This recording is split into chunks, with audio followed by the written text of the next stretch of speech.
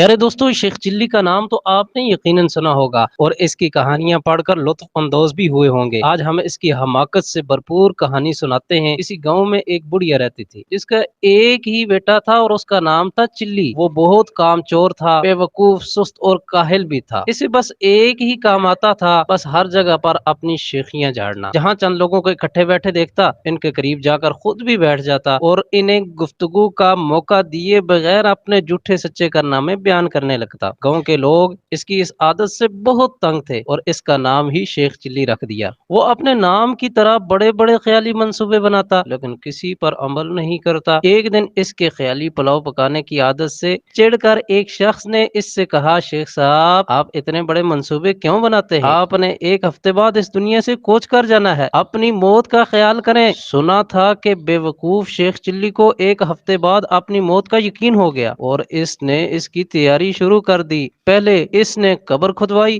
اور اس میں جا کر لیٹ گیا۔ 6 دن گزر گئے، کچھ نہ ہوا۔ 7ویں روز شیخ چلی نے سوچا کہ یہ اس شخص کے بتائے ہوئے ایک ہفتے کا آخری دن ہے، شاید اب موت کا فرشتہ آنے والا ہے۔ وہ یہ سوچ ہی رہا تھا کہ اس کے کان میں آواز پڑی، اگر کوئی اللہ کا نیک بندہ انڈے کی ٹوکری میرے گھر پہنچا دے تو میں اسے اجرت میں ایک اشرفی دوں گا۔ شیخ چلی نے اشرفی کا نام سن کر قبر سے باہر نکل آیا اور انڈے کی ٹوکری اٹھا کر سر پر رکھ لی۔ یہ دیکھ کر ٹوکری کے مالک نے کہا، شیخ صاحب، ذرا سنبھال کر لے جانا، انڈے ٹوٹنے نہ پائیں ورنہ ایک دمڑی بھی نہیں دوں گا، الٹا ہر جانا لے لوں گا۔ شیخ چلی بڑے غرور سے بولا، میاں صاحب، میں شیخ چلی ہی ہوں، کوئی چھوٹا موٹا شخص نہیں ہوں، پورا گاؤں مجھے جانتا ہے۔ یہ کہہ کر وہ انڈے کی ٹوکری لے کر چل پڑا۔ خیالی پلاؤ پکانے کی تو عادت تھی جناب کی۔ سر پر انڈوں کی ٹوکری رکھ کر راستہ چلتے ہوئے اس کی ذہنی روح بہک گئی اور لگا خیالی پکاؤ پکانے۔ انڈے پہنچانے کی مزدوری مجھے ایک اشرفی ملے گی، بڑی رقم ہے، اس سے میں مرغی خریدوں گا،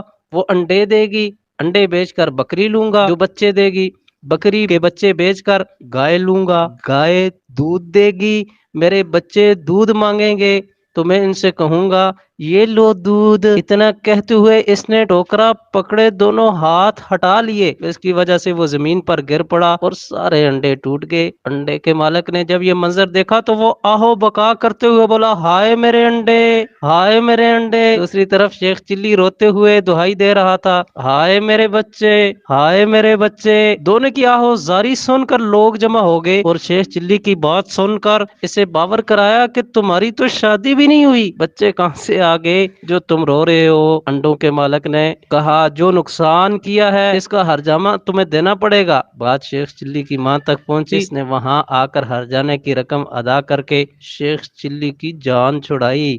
تو دوستو، کیا سبق سیکھا؟ خیالی پلاؤ سے بہتر عملی کام کرنا چاہیے۔